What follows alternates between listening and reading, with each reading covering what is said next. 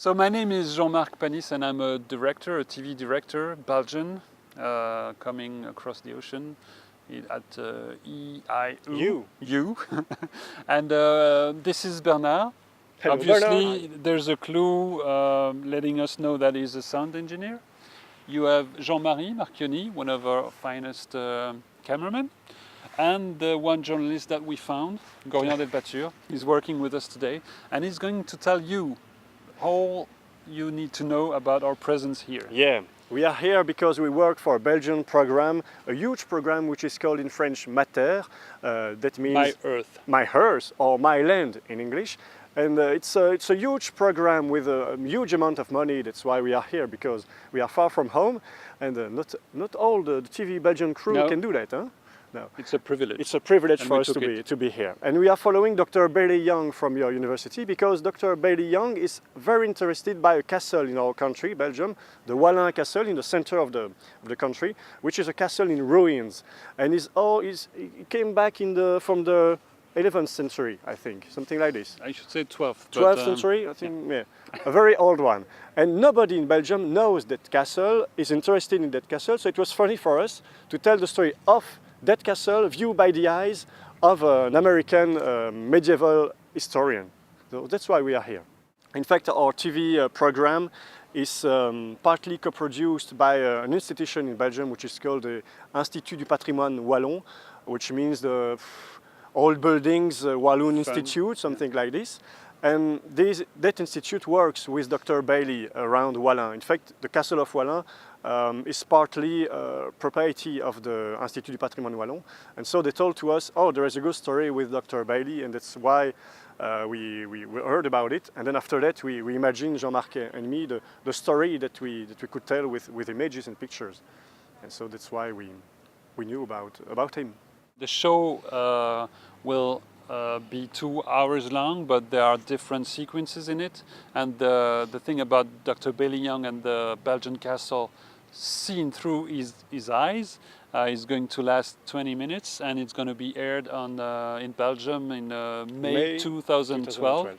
But it's also going to be aired in TV5, which is an international broadcast in French. So it's going to be viewed by Belgians, French, Canadian, Swiss, and people in Africa. So it's pretty... Even in India, in Thailand. Yeah. In Thailand, We're famous. I know, famous. We are famous. Dr. Bailey Young will be a star, a worldwide star. He's already a star, no? I know. Yeah. Here it is. But thanks to us, it will be worldwide. Huger one. We went on the site 3 days this summer. That's by Wallin that we started our documentary. It was the first shots that we took about this story. 3 days under the sun. It was lucky days in Belgium because it's always raining in the summer. And that's where we met Dr. Bailey Young. In fact, we've met him before, one day before in the month of June, but it was very short time. And then we met many American students that were working with Belgian students. We met Belgian history teachers too there. And it was a great experience because we witnessed some discoveries, those special items that the archaeology called it, the special items. It's like coins or knives, or I don't know, fork. It was very interesting. They even found a skeleton, a horse or cow skeleton. Cow skeleton. It was great. In 3 days, the intention, but Jean-Marc will told you better than I, but the idea was to put 3 days in one specific day of archaeology searching. And it was one of his ideas, and the other idea is to come back to the United States, but you can tell it better than me. Explain what your work is. Well, the idea and the title of the sequence is Un Américain à Wallin, which means an American guy in Wallin. And the idea is not that original, but is to pretend that it's like one day, and we get to know Professor Bailey by showing him in his house in Charleston, getting his stuff ready, like a sort of Indiana Jones, with the trowel and his hat and stuff like this. Thank you for the background. And you move with flashes between his place and Wallin while he's working with these tools. And so the whole 20 minutes, hopefully, when the editing is going to be done, will look like a sort of a one day of this American guy, but split between Charleston and Belgium, and split between the now and the then, and split between all these encounters. It's going to be wonderful, because I have a great editor who's going to edit wonderfully what we've done here. Yeah. In every shot that Jean-Marie has done was to prove, in a way, that we were in America, because everything looks the same and at the same time looks different than in Europe. So it was really important for us to show, since the 20 minutes are going to be back and forth travel between Belgium and America, it was important that every piece shot here looked like America. So it was always a discussion between us four to make it look like America. When Professor Bailey is working with his students, the way we shot the campus and stuff like this. And in Wallin, we were trying to make the link between the US, so what's Dr. Bailey Young prepared to his journey and his work, were used in Belgium. I don't know if it answered the question, but it was like this. And of course, since the castle is in Wallin, it was important for us to show what's left of it. And also with Laurent, who is the archaeologist, the Belgian archaeologist, it was important that they have discussion between them to pass across the message of what archaeology is, which is the way to, with old stones and old things, to discover the way our great-great-great-great-great-grandfathers and grandmothers lived. And that's what we try to do with the images and sound. Yeah, and it's the funny and difficult part of the story that we don't have many commentary in the TV show, like TV news. There are few words, and there are no classic interviews, me asking to someone what is interesting about Wallin. In fact, we are following Dr. Bailey, which is our main character, and we direct him nearly like an actor.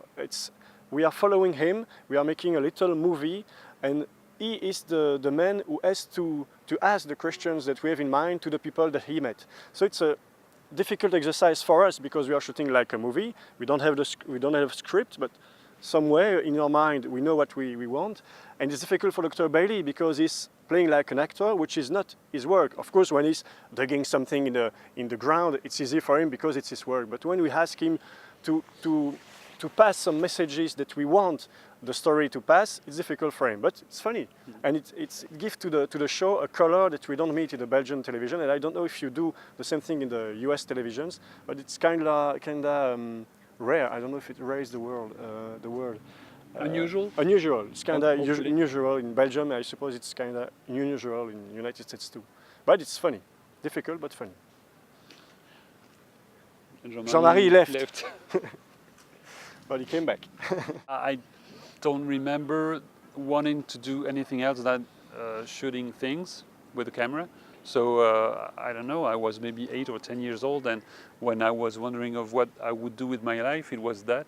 I had a Super 8 camera, and I made these awful movies that I forced my parents and my brothers to watch, and it was impossible. But then I entered a cinema school in Belgium, in Louvain-la-Neuve. And then I applied for the Belgian television, and I got in. And since then, it's every day it's amazing, because I don't remember one day when I woke up and say, "Oh, what the fuck, I'm gonna do my job." It's so great. Except when you work with these people. Yeah, I know. Yeah, today I'm forced to work with these guys, but it's one of these days. Yeah. For me, in fact, as long as I remember, I wanted to become a writer, but I didn't have nothing to say, and I don't know how to say the nothing that I have to say. So I decided to become a journalist, because I think it was easier to tell the stories left by other people.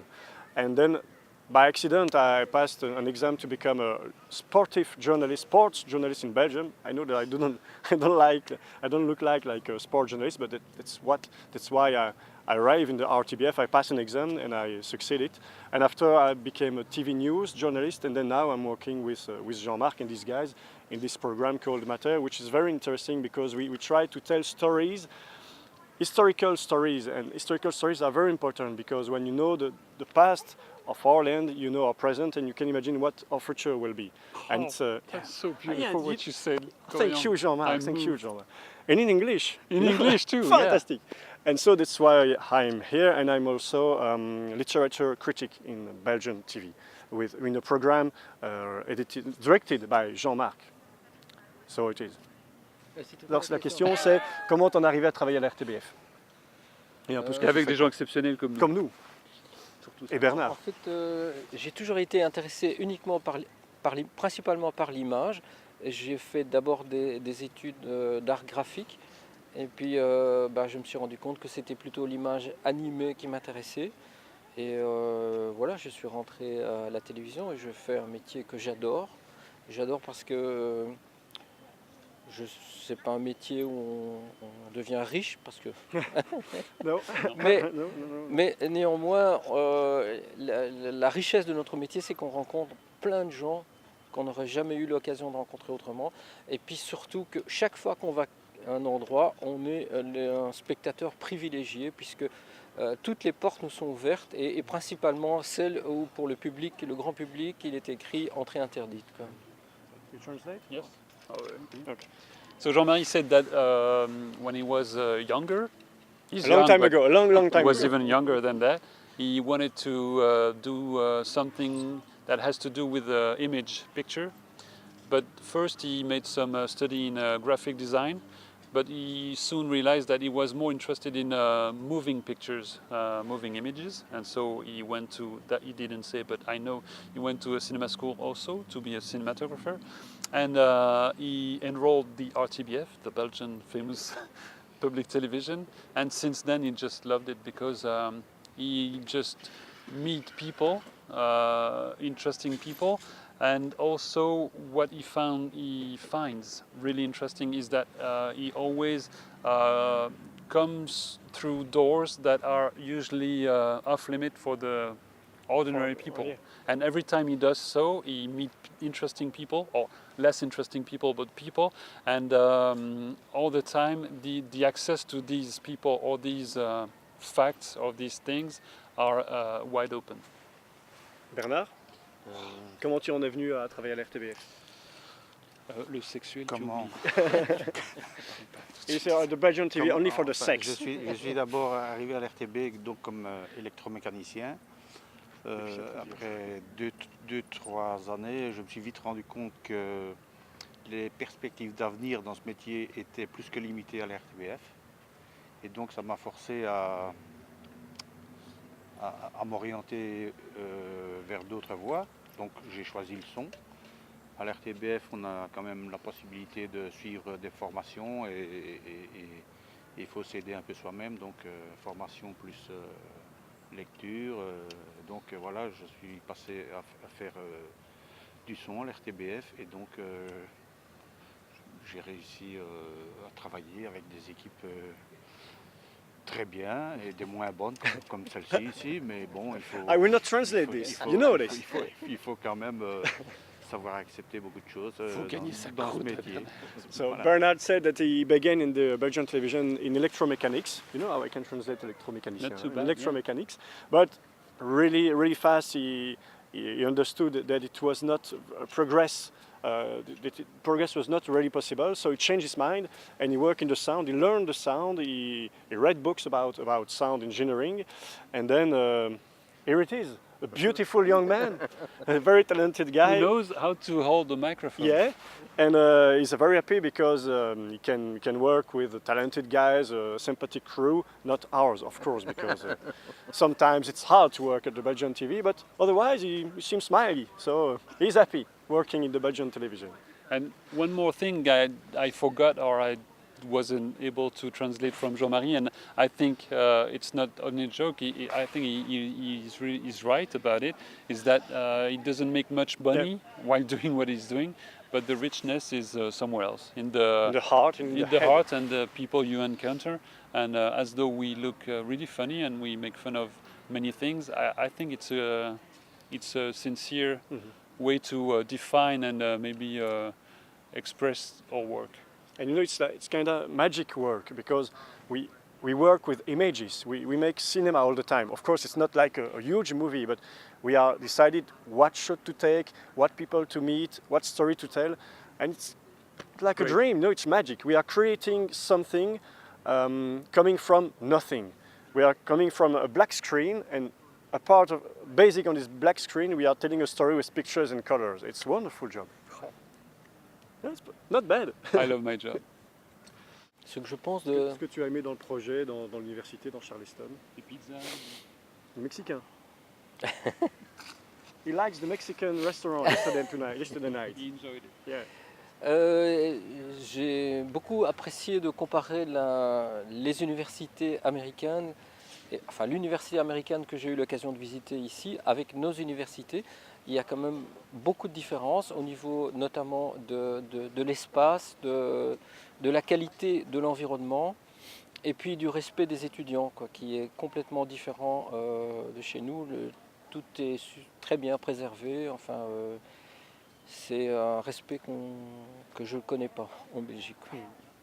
Maybe we can quickly translate so it's easier for you if you want to dub it or I don't know. Oui? Yeah.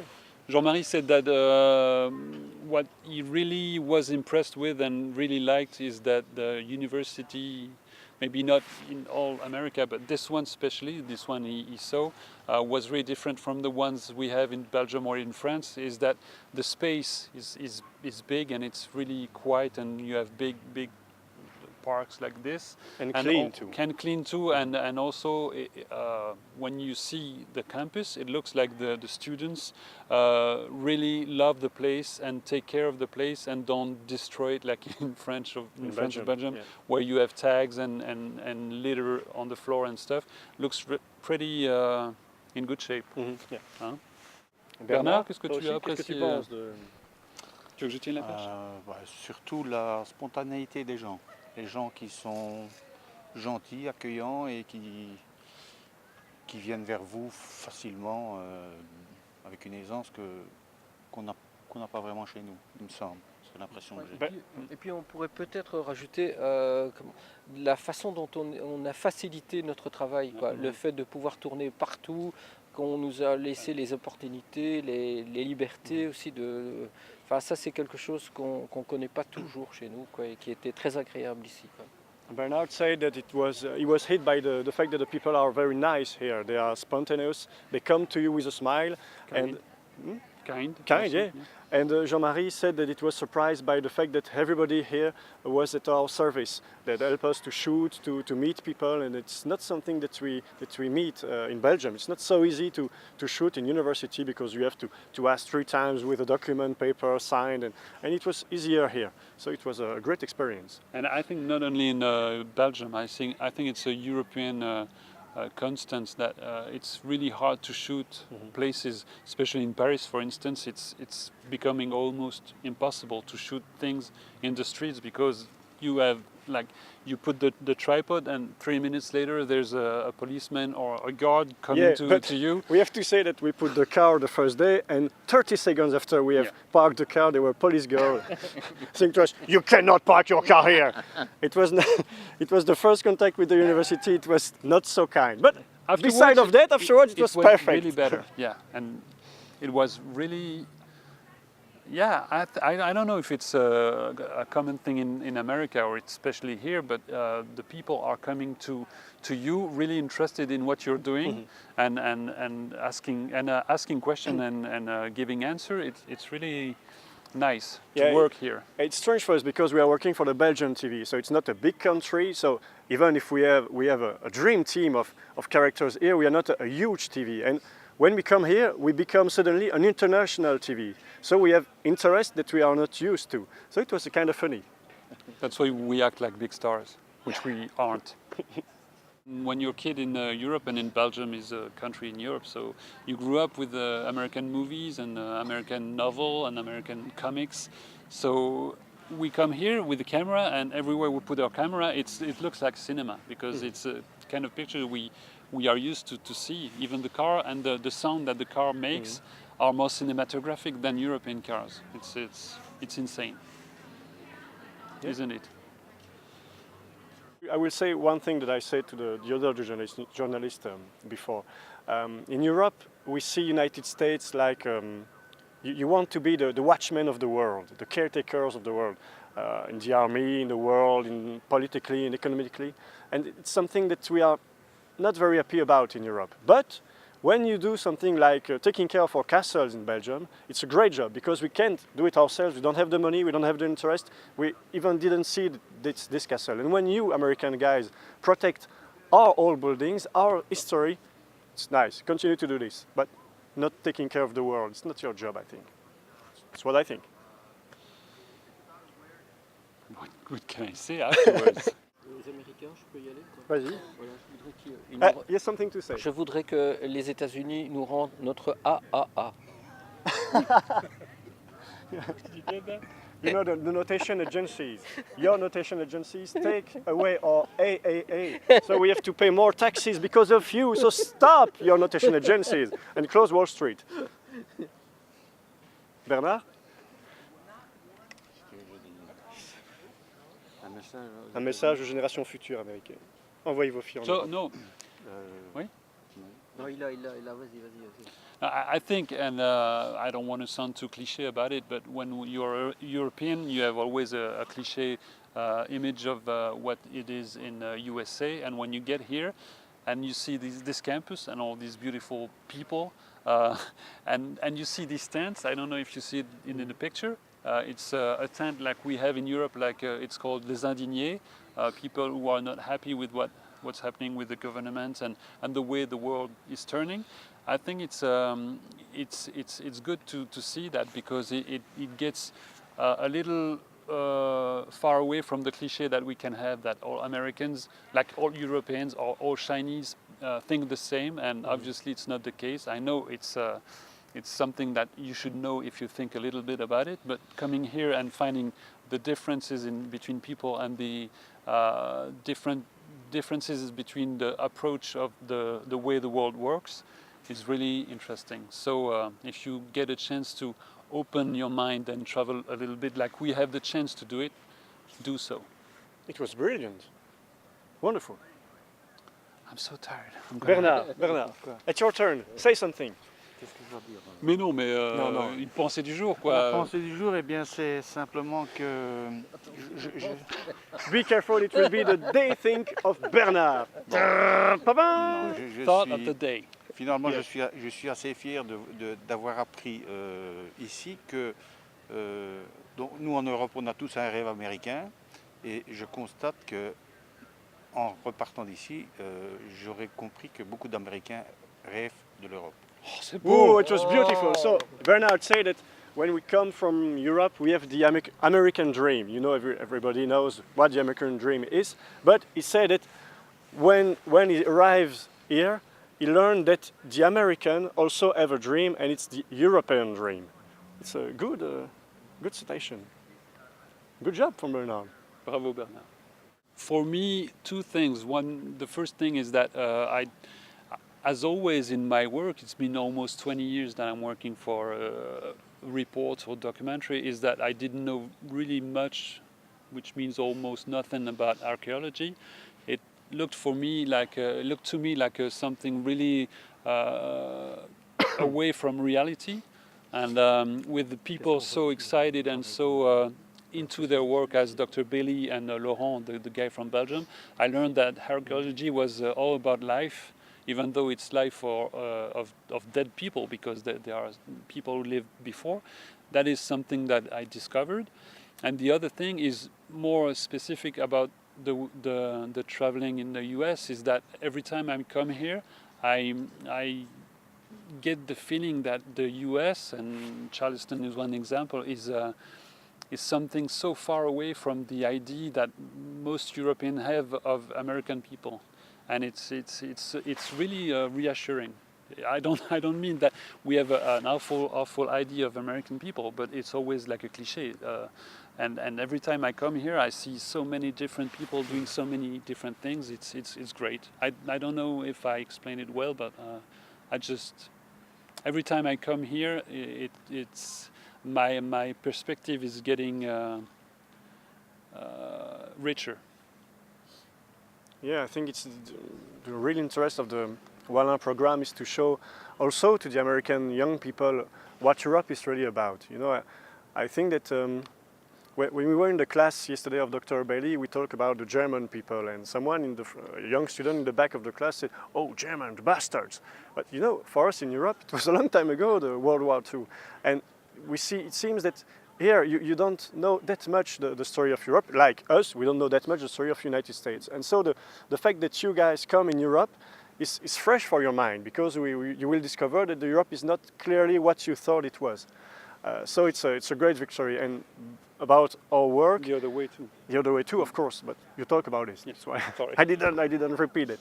And the other interesting part of the story is that I see myself nearly like a teacher. You know, I'm not a teacher, I'm a journalist, but I like that the people learn something after viewing one of our shows. And I think that in this specific show, there will be so many things to learn. The fact that we have magnificent castles in Belgium that we don't know about, that the American guys that we saw sometimes like warriors around the world are ready to go to Europe to dig and protect our castles. There are so many things to learn about this story that I'm very proud of, and I'm sure that the show will be efficient, and the people that will see this will be better person after viewing this. So I'm very happy.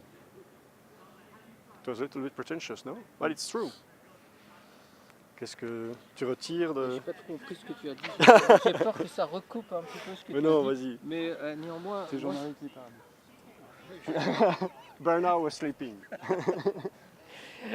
Yes, mais disability. ce que j'ai un peu découvert, c'est que j'ai découvert un château fort qui se trouve à 30 miles d'où j'habite, de chez moi, que je connaissais même pas.